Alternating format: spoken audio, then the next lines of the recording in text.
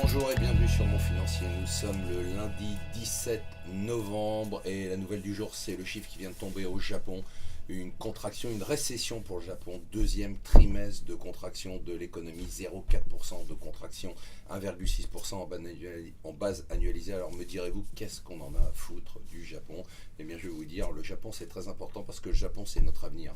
L'Europe se nipponise et si vous voulez savoir ce qu'on va devenir dans quelques années, il faut regarder ce qui se passe au Japon et suivre ça de très près. La bonne idée du jour, c'est le FT qui nous dit et si les traders payaient avec leurs bonus les amendes des banques. En fait, les banques qui ont subi une amende pour le problème sur le marché des changes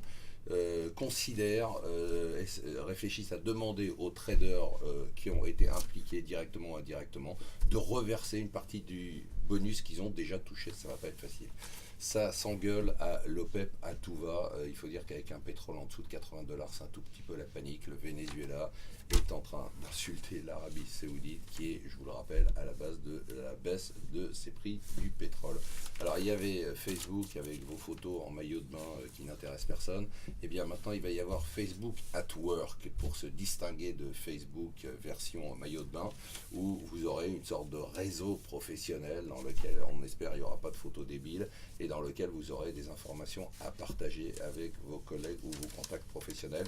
Avec ce système de Facebook at Work, Facebook s'attaque à Google, s'attaque à Microsoft et s'attaque à LinkedIn. Le gros mensonge la pause fiscale. Il n'y aura pas de pause fiscale en 2015.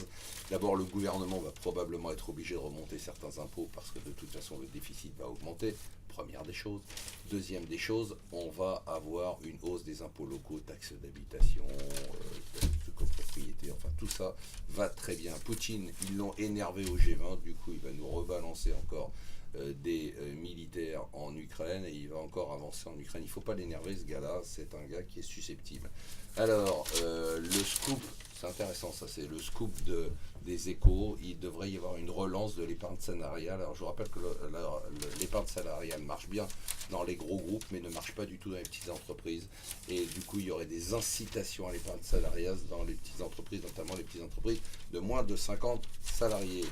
On est foutus. Les Chinois nous rachètent nos villers et voilà que les Sud-Coréens nous rachètent nos chapeaux. Ils nous ont piqué le chapeau de Napoléon pour 1 880 000 €.